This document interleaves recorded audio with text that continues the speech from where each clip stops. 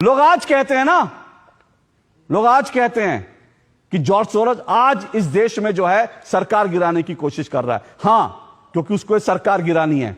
लेकिन George Soros, जब भारत के अंदर जॉर्ज सोरोस के इशारों पर चलने वाली सरकार थी, तब जॉर्ज सोरोस क्या कर रहा था यह भी जान लीजिए। यह आपको पता होना चाहिए। तब जॉर्ज सोरोस क्या करता था जब भारत में यूपीए की सरकार थी। आपको कुछ तथ्य मैं जल्दी से बता देता हूं। भारत के अंदर साल 2011 में कम्युनल वायलेंस बिल नाम का एक कानून ड्राफ्ट किया गया था। और आज मैं इस बात को डंके की चोट पर कह रहा हूं, इस बिल को जिन्होंने ड्राफ्ट किया उसमें 32 लोग थे।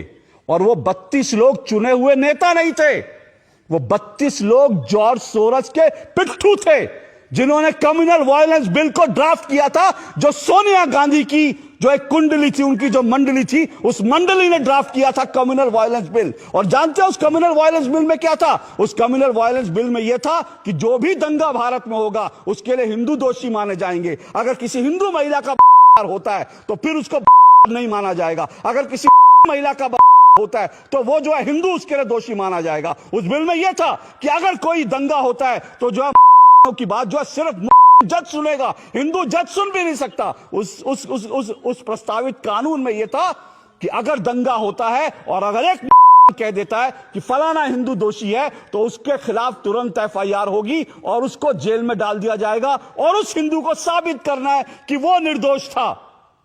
कानून साबित नहीं करेगा, उसको साबित करना कि वो निर्दोष था। तुरंत जो है वहां पर न्याय होगा। और न्याय क्या होगा? हिंदू को उठा के जेल में डाल दिया जाएगा और जो है उसको माना नहीं जाएगा। ये कम्युनल वायलेंस बिल 2011 में बना था। और इस बिल के पीछे दिमाग जानते हैं किसका है? इस बिल के पीछे उन 32 लोगों का दिमाग था जो जॉर्ज सोरोस के थे। सोनिया गांधी टॉप पे थी। और इस बिल बनाने वालों में हर्ष मंदार शामिल था। और वह हर्ष मंदार कौन है? वो जॉर्ज सोरोस का आदमी है। ये वही हर्ष मंदार है दिल्ली में, दिल्ली के अंदर जिसके जो चिल्ड्रंस होम थे उस पर छापा पड़ा था, उसमें छोटे छोटे बच्चों का कन्वर्जन हो रहा था। आज भी वो केस चल रहा है। ये था जॉर्ज सोरोस का पूरा। और इसीलिए इस जॉर्ज सोरोस के इशारे पर राहुल गांधी कहते हैं हिंदू हिंसक होता है, संसद के अंदर कहते हैं हिंदू हिंसक होता है, क्योंकि जॉर्ज सोरोस ने को हर दंगे का जिम्मेदार ठहराने की उसने पटकथा लिख दी थी, जिस पर दस्तखत सोनिया गांधी के थे, जिस पर दस्तखत डॉक्टर मनमोहन सिंह के थे। और सुनना चाहते हैं डॉक्टर मनमोहन सिंह के दस्तखत क्यों थे? मेरे हाथ में एक तस्वीर है, ये डॉक्टर मनमोहन सिंह की बेटी की तस्वीर है। और ये ओपन सोसाइटी के, मैंने उससे उसकी ओपन सोसाइटी के जो उसका जो वेबसाइट है वहां से है। डॉक्टर मनमोहन सिंह की बेटी ओपन सोसाइटी के पेरोल पर थी। समझिए, अगर हिंदू अब भी नहीं समझना चाहता, अगर इस देश में लोगों की अब भी आंखें खुली नहीं खुली हैं, तो फिर इस देश का जो होगा वो आप लोग। मनमोहन सिंह की बेटी सोनिया गांधी, राहुल गांधी हिंदुओं को हिंसक ठहराने की, हिंदुओं को दंगाई ठहराने की जो साजिश 2011 से रच रहे थे भारत के खिलाफ, भारत के हिंदुओं के खिलाफ, वो साजिश क्या थी? किसने रची थी साजिश? वो तो भला वो कानून पारित नहीं हो पाया क्योंकि देश में विरोध हुआ, वरना हिंदुओं को इस देश में कोई उंगली उठाता हिंदुओं को जेल में भेज दिया था, तुम दंगाई हो।